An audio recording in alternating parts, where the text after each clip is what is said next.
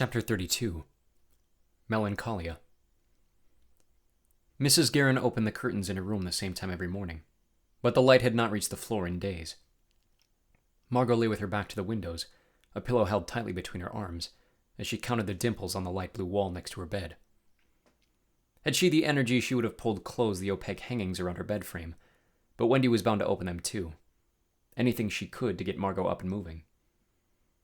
Her first day home from the hospital, she'd been wheeled out to the balcony without the will to fight back. The sun made her feel sick. Thankfully, Emma had seen her shoulders starting to pink and helped her back inside. It had been 10 days since she lost Jason. Even now, named and buried, she struggled to feel the way the others did. That he'd even been alive, not just something that had once been a part of her. She'd never thought the way the Guerins did about things like that. Nor did she now. Still, ever since it had happened, she felt incomplete. Such a stupid feeling, she cursed herself. How could you not have known? The wave would hit her every few hours. The guilt that the Guerins wanted her to feel. That the things she had dreamed about since she was a little girl had come and gone in the blink of an eye. Dr. Montgomery's warning had been absent words in the storm of emotions of that day. But each time she remembered that she may never again get the opportunity, she broke down into a shell of herself. As harsh as Mrs. Guerin had been in the days since, she was always the first to come, clutching Margo like a daughter and holding her until the numbness returned. She had managed to get her as far as the kitchen, the only time she ever saw Bill, but she had drawn the line at going to church. Every eye would be on her as soon as she set foot in the building, same as it would have been at school, with the added punishment of their judgments hiding behind condescending sympathies. Then there was Jordan. She had hardly thought about him since it happened, consumed as she was by the emptiness. He had surprised her with a visit a few days after, only then feeling the weight of the repercussions for their actions. She'd been so out of it, the extent of what he was asking her did not fully register until they were halfway to South America. She cried herself to sleep that night, realizing that he was gone, and that when he returned they would have minimal time until he was gone again, this time for good. It was like a part of her soul had been ripped from her body. Her sole identity was tied up in Jordan, and once he disappeared, what would be left? The pockets of sadness remained, but the disturbance of her melancholia came more frequent, now interspersed with feelings of regret, anger, self-loathing, amplified that much more every time she thought of him. They had flown out of town late Tuesday afternoon. Margo would not have even known they were gone had Emma not come to check on her to say goodbye. That night was when the reality sank in so hard she found herself praying to a God she had hardly ever believed in, begging that the mission fail so she would not have to wait any longer for Jordan to save her from her present state. Her prayer had partially been answered. While Wendy had taken her phone and forbidden contact with him, Jordan had twice now found a way to see her, and just like before, the second time came with a severe limitation. Margo had not left the house since coming home from the hospital, save for a pathetic excuse for a counseling session with Jackie. But apparently Xander had negotiated the chance for her to catch up with Jordan in private, to let her know what was going on with the others. The other three had not returned to Taylorsville, and judging by Mr. Guerin's attitude, which was even more harsh than before, they'd followed a new trail without his permission. Margo would have liked to return to the common room, at least giving some illusion that the last 2 weeks had never happened. She knew that could never be the case. Mrs. Guerin had conceded the training center dressing room under the pretense of a guard. 15 meager minutes of false privacy to address whatever they needed to address. How can I say everything I need to say in 15 minutes? Part of her wondered. The other part did not want to see him at all. The panic attack that preceded her leaving the house was so severe, Wendy had threatened to revoke her allowance altogether, which is what snapped her out of it. She needed to see him, even if just one last time. He was sitting in his locker bay when they arrived, his head bowed over his folded hands, as had become his custom in the last few months. He took a shaky breath when he saw her, and her arms folded deeper into the thick folds of her sweater. He stood up anxiously, crossing to see her, but the guard who had brought her in shoved her aside and stood between them. 2 meters at all times, he roared. You know the agreement. Jordan stepped back, scratching his head before putting his hands in his pockets. He half smiled. Wendy's still pissed, isn't she? He joked, obviously trying to find some of the light in Margo's eyes that she knew was no longer there. With no response, he sniffed and looked down at the ground, stilling himself. I'm sure you figured out that the others didn't come back with us, he relayed. Andrew pulled rank on Xander and took them out to Dubai.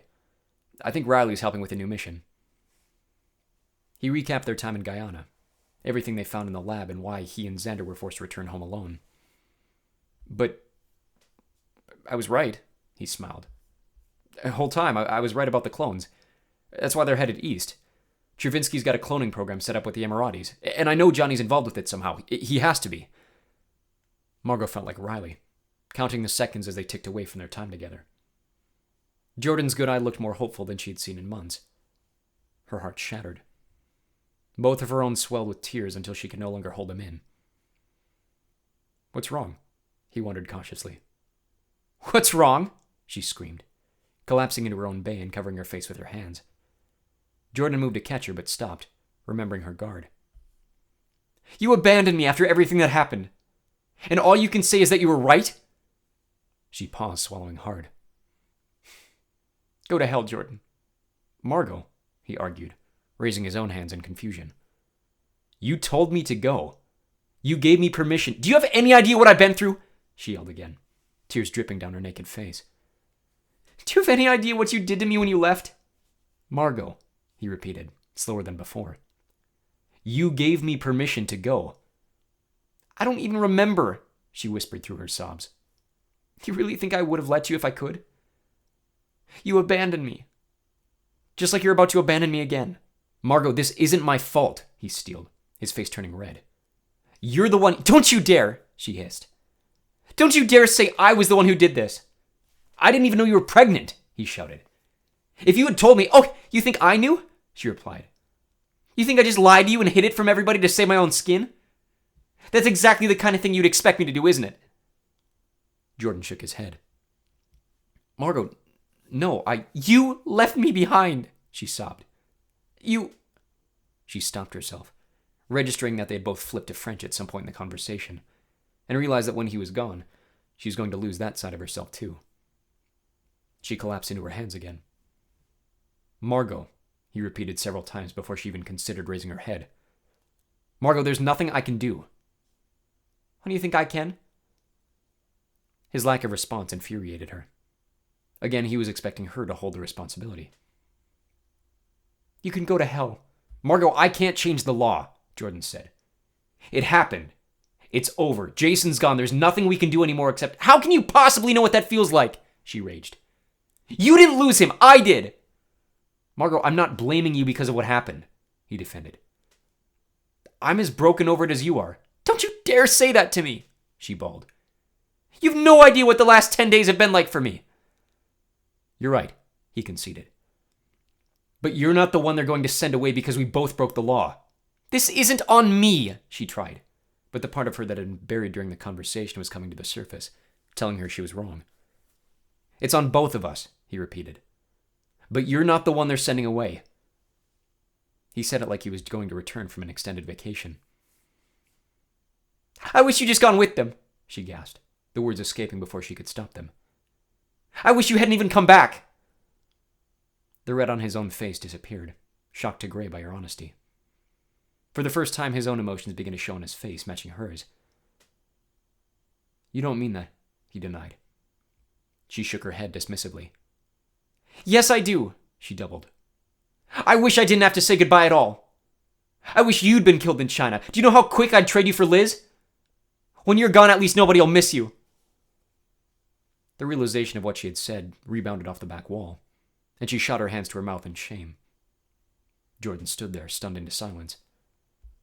Margo became painfully aware of the other man in the room, still as a statue, pretending he wasn't listening to everything they were saying, no doubt waiting to relay it to Mrs. Guerin as soon as they returned to the mansion. "I love you," Jordan said, turning softly toward the door. He said it almost as an apology. "You know that? I really do." Margo turned away, desperate to avoid the look in his eye. "And I'm sorry that your life is going to change the way it already has. But you know what?" He shrugged. "Mine is too." "Jordan," she sobbed. "I don't—" She stumbled on her apology. "I didn't—" Again, she fumbled for the right words. "I have to live with this after you're gone. You don't." He sighed, looking at her with a million thoughts inside his head. Eventually, he settled on, "Yeah, I hope that's true. He looked down at the floor, waiting for her to say something else, but words failed her once more. He looked up with the same gray emptiness. If there's nothing you can do to stop it, then maybe you can at least find out how long I have, he offered, pleading his last possible route of escape. The waiting is killing me. Why don't you just run away? She raised, staring directly at the guard when she said it, waiting for a hint of recognition. None came. Why don't you fight back? Because I'm not an idiot, Jordan replied. I wouldn't make it more than 50 meters to Reeves Creek before they dragged me backwards, kicking and screaming. At least you wouldn't go out with your tail between your legs, she scolded, desperate to see him show some bit of bite. You wouldn't die a coward. He almost laughed. Is that what you think of me now? He shook his head, looking up at the clock on the wall, purely to pull Margot's attention. They were nearly out of time. Her heart began frantically pounding out of her chest. When my mom and Johnny come back without me here, I want them to know I went out with honor, he stated proudly. I'm not running away, Mar. I'm taking responsibility for what happened. Oh, but you still want me to beg your way to forgiveness, she skirted. They're dead, Jordan. He grinned again, challenging her. They're not, he reassured. One of these days you're going to wake up with them here and me gone, and then what? His face regained its color as he ran a finger through his peppered hair. I'm terrified, Mar. I really am, he continued. But you know what? I'll accept the reality of it if that's what I'm supposed to do. I don't care anymore. Talk to Garen if you want, but it's for your sake now, not mine. If you think we can come out of this, then go right ahead. Otherwise, let me go. I can take it. Margo felt another wave about to burst through to the surface, but the echo of the guard's watch ringing an alarm froze the feelings in place. I love you, Jordan said, walking to the door. I always have. And I always will. He turned back one last time before exiting. If this is it, just remember me as I am. Wendy forced her out of her bedroom for dinner that night. She'd spent the rest of the afternoon crying there once Jordan had disappeared from the training center. She was in no mood for the usual Cuban cooking, but was surprised to find Mrs. Garen had gone out of her way to prepare Margot's comfort foods, some semblance of familiarity as her world fell apart around her. The pâte de chinois was the blandest thing she'd ever tasted, and she forced herself to pick through the poutine knowing she would need the strength for later. Her body was becoming unnaturally thin. She hardly spoke, having nothing to say, instead hearing Mr. and Mrs. Garen argue over Andrew and Emma traveling to the Middle East. Wendy was thrilled the pair were on their way to reunite with Riley, seeing it as a hopeful step in bringing the family back together. Bill was more concerned about the fact Andrew had weaseled his way out of Guyana without his knowing about it, voicing his intent to turn them around as soon as they landed in Saudi Arabia. He had already demoted the night executive who had approved Andrew's deviation behind his back.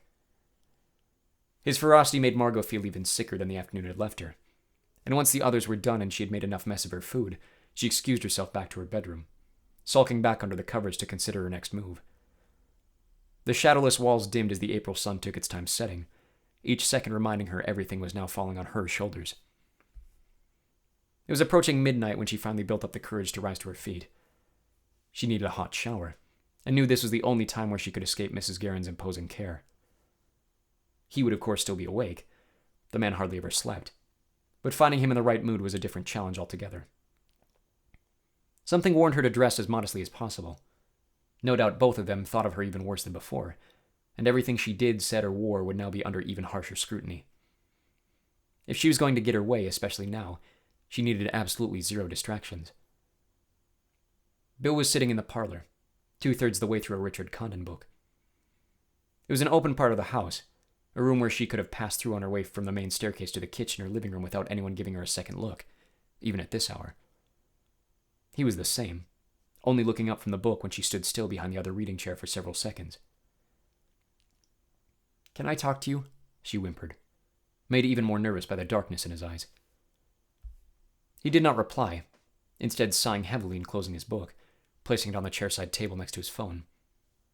Margo took this as an invitation to sit. "I wanted to tell you I'm sorry," she started, doing her best to look him in the face, even as every part of her was screaming to look away. He flashed a pathetic smirk before returning to his harsh blankness. Margo swallowed, trying to keep herself calm. "I know I've made a mess of things for you and Wendy, and I'm sorry," she continued. "You've done so much for me, and all I've done is throw it away. I don't..." She paused, finally letting her eyes fall to the floor. "I don't know how to make things right. I don't think I can make things right, but you should know that. From the bottom of my heart, I'm sorry you've had to raise such a stupid kid like she belongs to you." There was so much more she could add, but she knew Bill was uninterested in hearing her milk an apology. He grunted, shaking his head. "One of these days you might try being honest with me," he judged. The words froze her to the chair, her breath catching in her throat. "That's not why you're really here," he reasoned. A tear fell from her eye, but she moved to wipe it away before it stained her face. "You know why I'm here," she sniffed. "Well, spit it out," he commanded. "You're still not being honest if you can't even confront that yourself." Margo struggled to swallow, her breath now coming in shaky bursts. "Please," she started. "I know you have the power to do it. Can you please just save him? I've already lost the baby." She could see the vile retort building inside him, so she was quick to add, "I'll do anything, please. I know what you've done for Emma, and I've already thought it through. Without the baby, there's no evidence that anything happened. You can send him away. You can send me away. I don't care. I just can't lose him like that, please." Her eyes broke again. This time she was unable to stop them. She buried her head in her hands and sobbed for well over a minute before he cleared his throat to speak. "No evidence?" he said softly. His voice was almost heartbroken. So far from the rage she had anticipated. It shocked her back to attention. "Margo, we buried your kid." He opened his mouth to speak, but shut it in another disappointed shake of his head. "For the love of God, when are you going to take responsibility for your actions?" he raised, the heat finally rising. "You really think I'm going to believe this time will be any different?" His hand gripped the side of his chair. "I mean, honestly, Margo, how many times is this going to happen before you recognize that you are the problem? Just because this time there's evidence, you really think that makes a difference?" Margo felt her jaw fall to apologize, but Bill kept on. "I've swept enough under the rug for you ever since you moved into this house.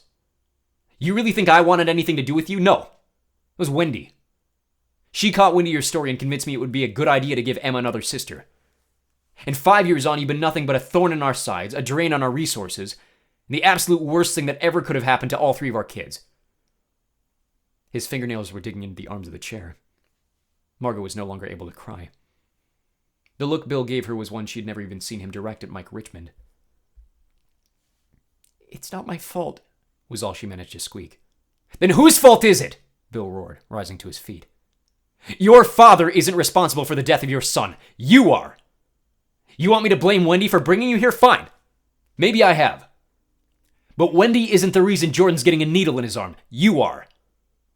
After everything you've done, when are you going to wake up and realize that you need to change? Margo, it's not the rest of us. All you do is hurt people and break them. That's all you've ever done. And that's all you're ever going to be good for unless you figure it out." The comment about the needle remained with her, and Margo found herself frozen again, unable to come to terms with the truth of what was going to happen. "It's my fault," she shuddered. "Not his. Please, take me instead. It's my fault." "You don't think I know that?" he hissed. "Wendy is the only person still fighting for you. You've exhausted every last chance I've given you of getting on my good side. I might as well cut off your allowance for all the good you'll do with it." "Then do it," she challenged, standing to join him. "Kill me instead. He doesn't deserve it." "Sit down," he ordered. And again, Margo felt his words ripple through her bones like a nervous tick. They were the same height, but in that moment he towered over her. Margo shriveled and fell into her chair. Bill at least had the courtesy to join her. "I can't change the law," he articulated, calming himself to his original harsh tone. "And Richmond's already told half the world my daughter's a deviant, so there's no use trying to contain it."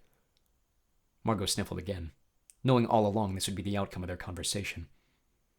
Jordan was gone for certain. "Then how long?" she raised. "How long does he have to wait?"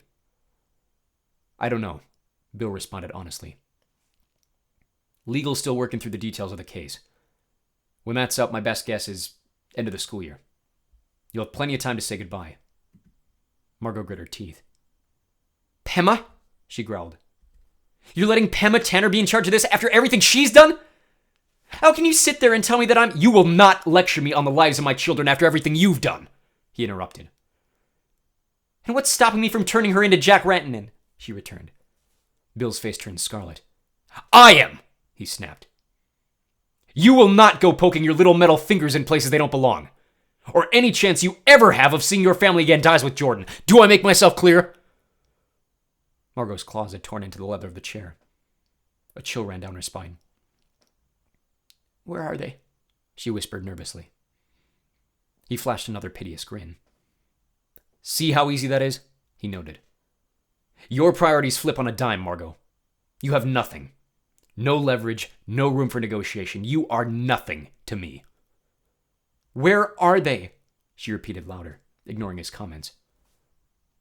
You know the agreement, he denied, shaking his head. You can see them again when your brother turns 18. Otherwise, you're separated. End of story. Can I at least talk to them? She begged. Can I at least hear them tell me they're okay? You think you deserve that privilege? He scowled. After everything you've done? He looked up at the stairs. Margo, if this doesn't prove we were right about separating you three, then nothing will. At least tell me where they are, she huffed, her emotions turning to defeated anger. Please. Bill leaned forward. No, he said. You can take my word that they're both fine, and leave it at that. There was nothing she could do. It had been 2 weeks of absolute powerlessness, and he was hammering the final nail. She grit her teeth and took in a deep breath, struggling to fight between believing he was right and needing to know that he was wrong. A minute passed between them before Margo stilled her thoughts enough to speak. Fine, she said, doing everything in her power not to break in front of him again. Then can you at least... She paused, realizing the only other thing she wanted from the Prime Minister would catch him completely by surprise. She could not go back into her room without some semblance of a victory. Can you at least clear Liz's name? His eyebrows flinched, her expectation correct. And not at the expense of Kent, she continued, knowing this would be her one and only chance to clarify. I was there. You have to believe me, neither of them is guilty. It's just a stupid blip in the tape. I know you're in hot water with the Grand Hooks, and I know you hate Kent's dad, and I know what happened with me and Jordan doesn't help your position, but please. She felt the tears fall. I've lost everyone. At least let me have him. I know you tried to have him killed, but he's the only friend I'm going to have left after all of this is over. Please, Dad, can you just... He held up a hand, and only after she stopped did Margo realize what she had just said. He hadn't even flinched. His eyes were as dark as they had been during his scolding. Please, she tried again, but the sound failed to register beyond a whisper. Bill Guerin grunted, but then his expression suddenly softened. I'm working on it, he said. Margo felt a wave of cold rush over her. What? Not for you, he clarified, the harshness returning. Never for you. You don't deserve that. But if it'll help you sleep at night, then I'm... His phone started vibrating against the wooden table beside him, so violently the book fell to the floor. Son of a... he growled, leaning down to pick up his bookmark, which had fallen from its place. When he returned the book to the table, he lifted his phone, only to frown at the caller ID and decline the call before putting it in his pocket. He returned his scattered focus to Margo. Sorry. What were we... The suddenness of the phone call had taken her out of it, too. Kent, she remembered.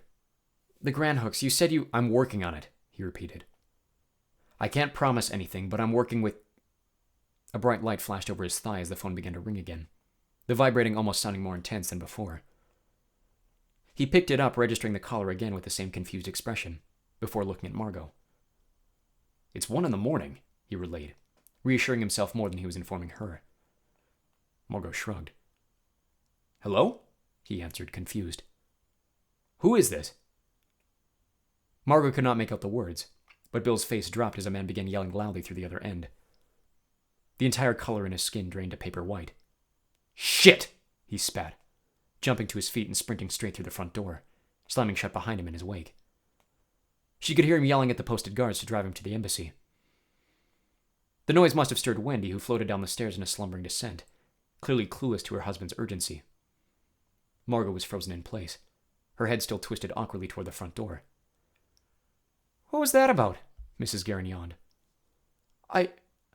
Margo stuttered, herself trying to piece together what had just happened. "He answered the phone and ran to the embassy." She pondered, uninterested. "Well, I'm sure it'll be all right." Wendy stepped onto the wooden floor and crossed to Margo, grabbing her arm and lifting her to her feet like an orderly in a nursing home. "Come on," she pulled. "It's time for bed."